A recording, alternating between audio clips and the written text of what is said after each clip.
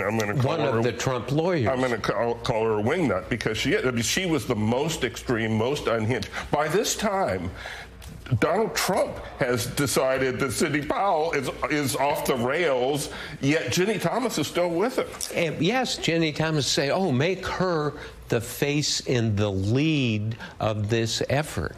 Willie. Yeah, Bob, she's actually reaches out to Meadows to say she does not like the disparagement that she's seen from White House officials of Sidney Powell. She's got a thing for Sidney Powell. Who knows what it is? I mean, there's so much to point to there.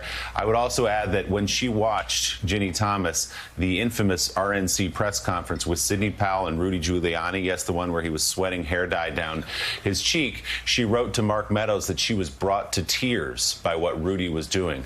In a good way. She was so moved by his attempt to overturn the election. The key question, though, as you point out, is whether or not Justice Thomas shares any of these feelings, whether he knew about it, whether it affects his decisions to recuse himself or to dissent on the National Archives question.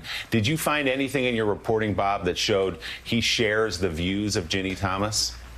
We don't know that, and at the same time, the January 6th committee, as demonstrated by these texts, is very aggressive and going after the full story. I think there's going to be a question, do they want to subpoena Ginny Thomas? And that is about as delicate. I mean, you can almost hear the air vibrate when you raise that possibility. How could they not? On that point, though, she does. There is a text in which she refers to a conversation she had with my best friend. Right.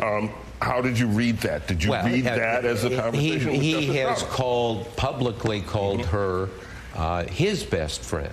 And so there's an implication there, but it seems like she's intonating toward him, but we don't know. Exactly. Jonathan Lemire. And as reporters, we want to stick to the let's facts. get the story and let's find out here. But there's an audacity in these messages. There is a kind of at the end, she says, America is going to be lost if Biden wins. She attacks Biden and says he's part of the Biden crime family and so forth. I mean, this is what, over the years, we've all seen lots of true believers on the Republican Party, Democratic Party, left and right.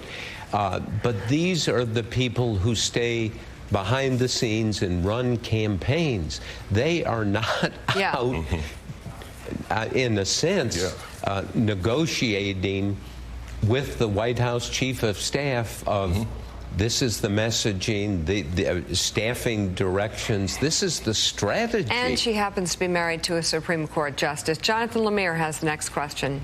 Hey, Jonathan? Bob, good to see you again. Jaw-dropping reporting, nicely done. Want to get you to weigh in on something we were talking about a little earlier. We talk about this Justice Thomas, but also the bind this now puts Chief Justice Roberts in, as he has been so mindful of trying to protect the reputation of the court, trying to keep it above and out of politics, and yet politics has now landed on his doorstep. Yes, well, I mean, this is a difficulty not just for Roberts, but for the whole court. What is going on here? What is the obligation?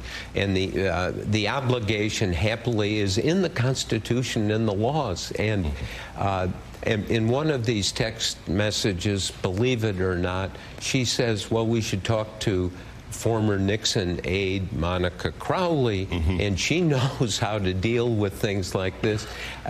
We know what happened to Nixon. And have we forgotten the lessons of Watergate? What were the lessons of Watergate? Don't tamper with and meddle with our election system. We have a system that has held its ground beautifully over the years, and to have this, to see the passion, the sense of you can only look at this one way. You know, what has happened? I mean, Gene, you've written about this almost every week. The division in our politics is so great, and it's not just on the right, it's on the left, as we know. And so who's going to find a way to turn down